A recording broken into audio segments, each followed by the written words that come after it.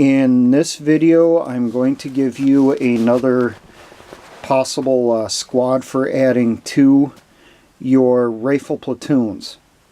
Now I'm still going off of the 3 to 4 squad organization for a platoon.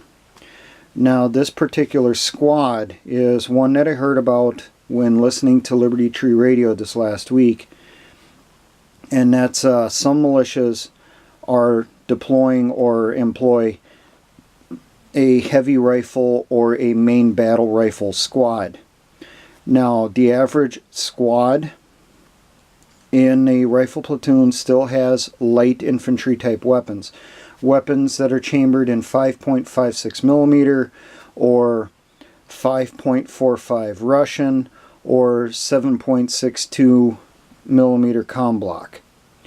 Those are good rounds against personnel, but once you start into getting in situations where you have to shoot through trees or thicker brush, you want to shoot through lighter walls, not necessarily, you know, thick cinder block walls, but maybe through a brick wall or a hollow cinder block wall, you're trying to get to the defender that's on the other side, those rounds fall short.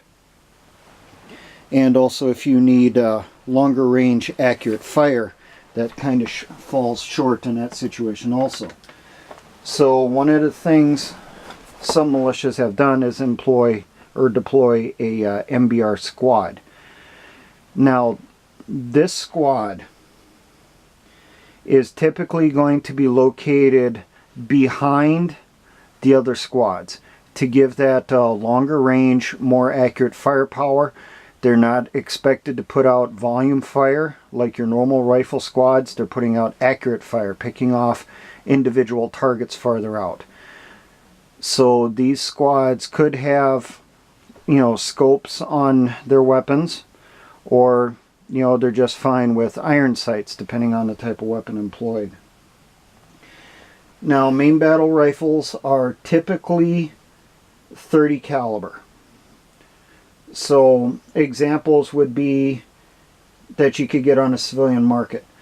An M1A, which is a civilian version of the M14, maybe an HK91 G3 clone like your PTR 91s or C308s, surplus M1 Grands.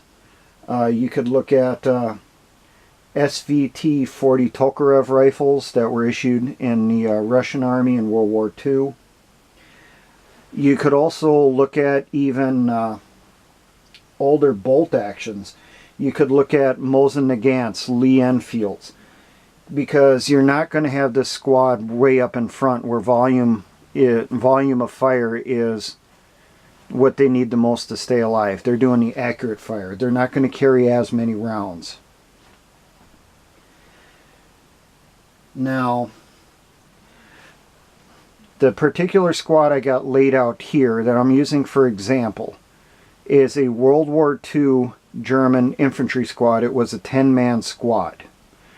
It had a squad leader and essentially 3 fire teams. Each of the 3 fire teams was 3 personnel. Now under a German infantry squad at the time, the main weapon system was the machine gun. The rifles were there for the purpose of supporting the machine gun. So what I have here as one of the teams is a machine gun team, where you will have your machine gunner, an assistant gunner who would be equipped with another main battle rifle, because he's not going to spend the entire time feeding belts and changing out barrels. You know, he's still going to be putting the occasional round downrange also. And there will be an ammunition bearer, and he is equipped with the same type of rifle as the rest of the squad also. Now you also have 2 fire teams made up of 3 personnel, each equipped with main battle rifles, and then you will have 2 riflemen in the team, and then a team leader or an assistant team leader. Or you could go the route of the squad leader takes over one of those rifle teams when he's going into the mission, but ideally he should be mobile, moving through the teams wherever he's needed at the time. Now, ideally, if you have a machine gun team, a machine gun in that team, the rifles and the machine gun should be the same caliber, or at least able to fire the same ammunition. So think of, for in the United States, the main machine gun still employed by the U.S. military is the M240, which fires 7.62 millimeter NATO. So the rifles employed by that squad should be a HK91 PTR91 clone, chambered in .308 Winchester. That way they could fire .308 Winchester and the 7.62 millimeter NATO. Now, the ammunition they should carry in their magazines and in their pouches with them in combat should be 7.62 NATO, so that if needed, they can pull some of the ammunition, spare ammunition from their rucks, rebuilt it, put it on lengths, and pass it off to the machine gun team so that they can re-equip and fire.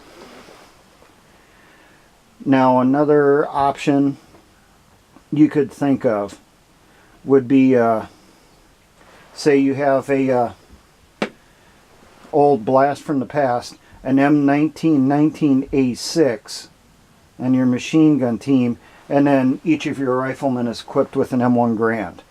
All of them are equipped for 30 caliber M2 ball ammunition as their primary round. If it would be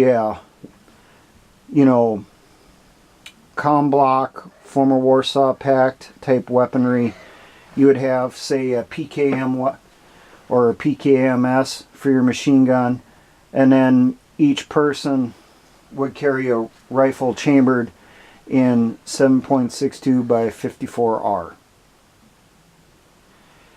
which would be your SVT-40s, would be a semi-automatic rifle that can fire that. Otherwise, your Nagants or Dragunovs or Romanian PSLs.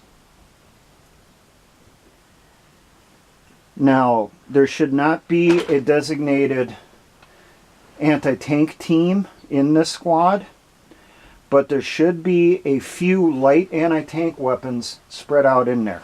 You're not going to have one single person whose main job is anti-tank. The main purpose of this squad is support of the rest of the platoon with heavier rifle fire delivered accurately. But they should have a few laws for that situation where they're going to come in handy. And it should be something really light, something along the M72 law rocket from the US and NATO inventories, or from Russian inventories, figure the RPG-18, a disposable rocket launcher.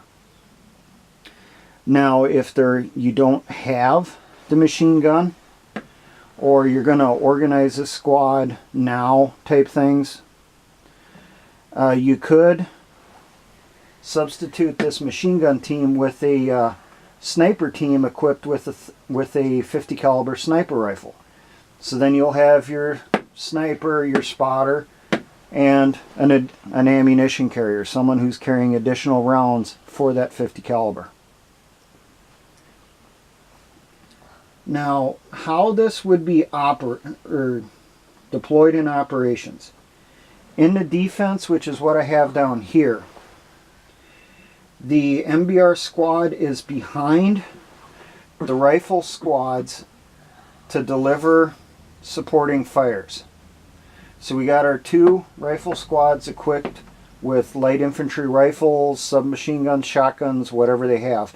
And then you got your main battle rifle squad behind them a little ways. But their fire is directed to shoot over the positions of those two squads if possible, to deliver more accurate fire farther out, to pick off those officers, those non-commissioned officers, the radio operators, the anti-tank teams, the mortar teams, and so forth, And then the remaining squad in a platoon, if it's a 4-squad organization, that remaining squad is the reserve that's held back, who shifts wherever's needed for backing up. Now, in the assault, whether it's an attack against an outpost, a raid, or an ambush, that squad will still remain back a ways in order to deliver the heavier fire to their front, to pour it onto the breach point, or on order to shift it to an area where the enemy's starting to mass for a counterattack. Now, you could, if you can't get the same type of weapon for everyone in this squad, you could get away with, you know, scoped deer rifles, your 30-06, your 30-30s, and that stuff. You could, I got some weapons written up here. You could use M1903 Springfields, Mosin Nagants, Lee Enfields, scoped hunting rifles. You could use M1917 Enfields or P14 Enfields. Just some type of heavier caliber rifle, preferably a 30 caliber rifle, to give that extra support to your regular rifle squads. So, for figuring out how to use this in battle, if you're going to use it for an assault, I will put a link in the description to an OSS training video from World War II on how the German rifle squad operates. I will also try to put a link to a military history site, one of their the videos put out by this person on how the German rifle squad was employed during World War II, to give you an idea on how to use this.